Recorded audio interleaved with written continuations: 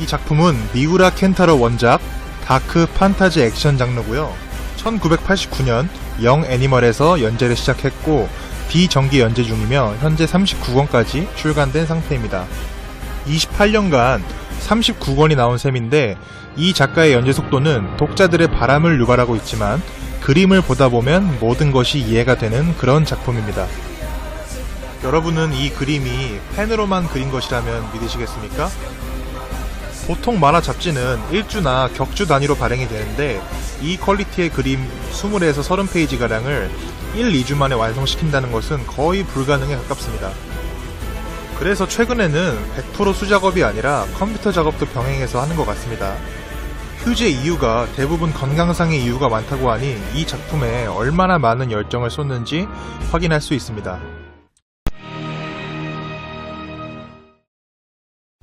이 작품을 보기 전에 유의사항이 있는데 일단 이 작품은 19세 이상 등급이고 보통 19금 만화와는 달리 성적인 장면, 또 잔인한 장면 같은 장면들이 직설적이고 세밀하게 묘사가 됩니다.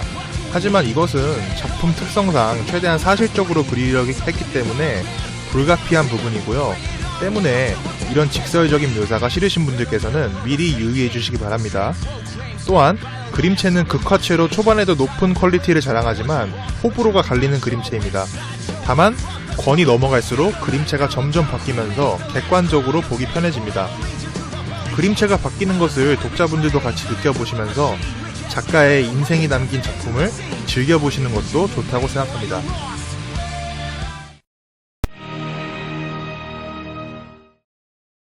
베르세르크는 중세 유럽을 배경으로 각 나라 간의 전쟁이 한창인 시대입니다. 그리고 누구의 편도 아닌 오로지 돈으로 움직이는 용병부대. 주인공 가츠는 전란의 시대의 가치를 낳고 세상을 떠난 어머니와 시체들의 피해서 첫 울음을 울었습니다. 그런 가치를 지나가던 용병부대가 발견하게 되고 당시 아이를 유산하여 반실성하게 된 시스라는 여인은 시체들의 피 속에서 울던 가치를 데려오게 됩니다. 용병 부대원들은 불길하다면서 반대하지만 시스의 완강한 태도에 어쩔 수 없이 허락하게 됩니다. 그 이후 흑사병이 돌면서 양어머니 시스는 죽게 되고 가츠가 속한 용병부대 대장 감비노 아래에서 자라면서 어릴 적부터 검술을 익히며 용병으로서 성장하게 됩니다. 부모도 없이 험난한 전장 속에서 가츠는 아버지 같은 존재인 감비노를 믿고 따르면서 헌신합니다. 점점 자라면서 힘이 생기고 감비노와의 연습 대련에서도 어린 나이가 믿기지 않는 모습을 보여주면서 가츠는 점점 검술을 늘리게 됩니다. 이런 모습에 감비노는 점점 심기가 불편해지고 대련이지만 가츠를 살짝 베게 됩니다. 코에서 피를 흘리며 쓰러지는 가츠, 동료들의 따가운 시선을 받는 감비노.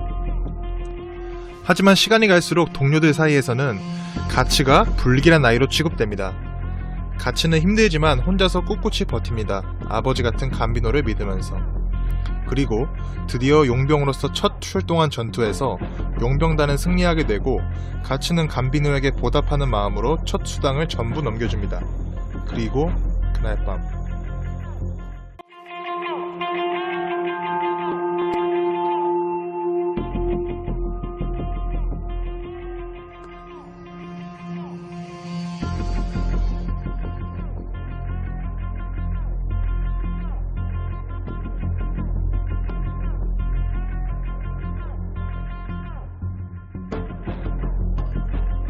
그 이후로 가츠는 트라우마가 생기게 되고 자신의 몸에 손을 대는 것을 극도로 싫어하게 됩니다.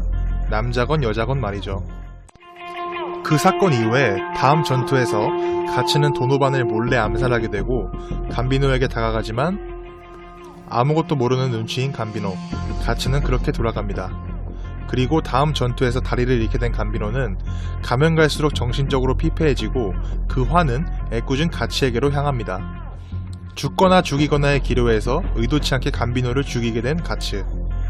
가츠는 억울한 누명을 쓴 채 용병단의 추격을 받으면서 도망자 신세가 되고 부상당한 몸을 이끌고 쓰러진 곳에서 어느 용병단을 만나게 됩니다.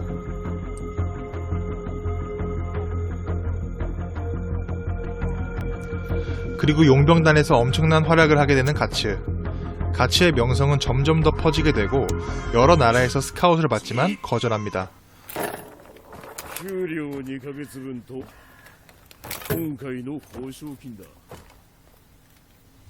なあ、考え直す気はないのか？給料は3倍。私分に取り立ててもいいと言ってるんだぞ、アキラさんは。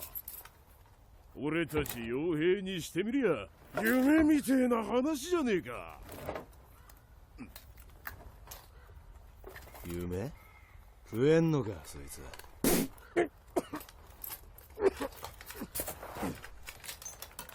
待て、地位も金も保証すると言ってるんだぞ。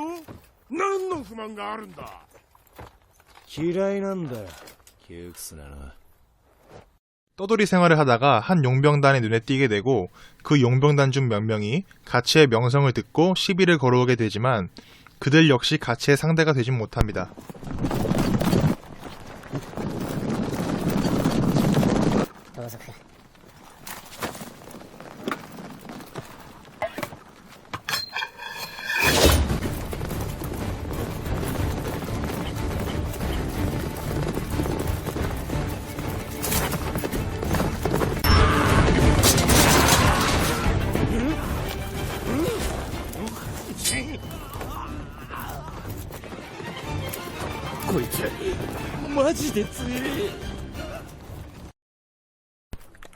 하지만 용병단의 단장으로 보이는 흰 머리의 남자가 나오게 되고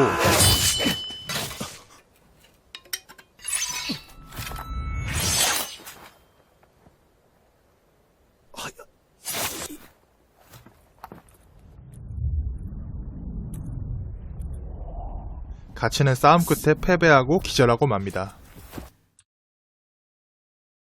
싸움 끝에 기절했던 가츠. 예전에 겪었던 악몽을 꾸면서 일어나게 되고 그가 일어난 곳은 아무도 모르는 용병단의 막사였습니다.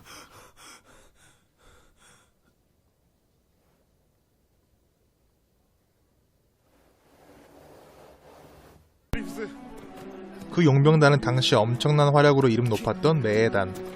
메에단의 단장은 하얀매 그리피스였고 생각과는 달리 젊은 층으로 이루어진 메에단을 보고 가치는 놀라게 되고 가치는 그리피스로부터 스카웃 제의를 받게 됩니다. 이상하리만치 가치에게 집착하는 모습을 보이는 그리피스. 하지만 내키지 않았던 가치는 싸움에서 이기는 것을 조건으로 그리피스와 일기토를 하게 되고 분전하지만 결국 패배하고 맙니다. 人の体に大穴開けといてあれ慣れしいんだ。こいつで蹴りをつける。俺が勝ったらてめえの胸に俺のと同じ大穴を開けてやるよ。俺が勝ったら兵隊にするなりお釜掘るなり好きにしな。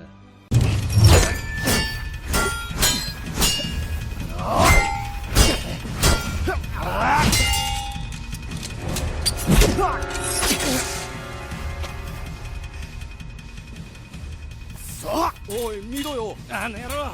証拠にもなく手出しするんじゃないよ。グリフィスの命令だ。決めてもいいんだぞ。病み上がりじゃ分が悪い。グリフィス汚ねえぞ。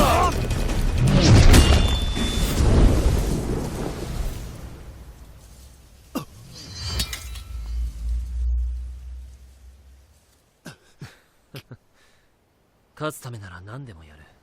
ますます気に入ったよ。だがこのままでは剣は振れない。どうする？もうやめにしてもいいんだぞ。よく喋る野郎だな。そんなの教えてやる。戦じゃ口はこうやって使うんだ。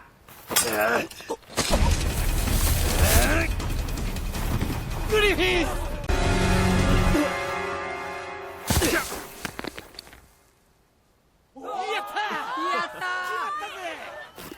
聞いたよ今のは。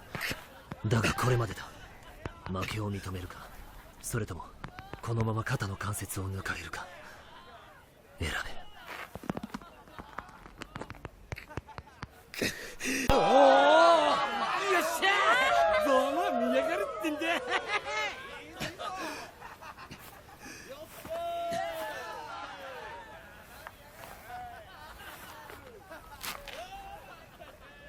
これでお前は俺のものだ。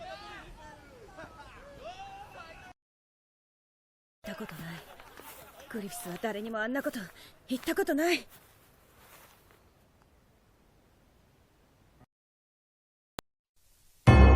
처음으로 패배하게 되는 가츠. 그리고 그는 메에단에 들어가게 됩니다. 한 번도 누군가를 원한다라는 말을 한 적이 없다는 그리피스. 그리고 그런 그리피스에게 선택받은 가츠. 가츠의 운명은 앞으로 어떻게 될까요? 2부에서 돌아오도록 하겠습니다.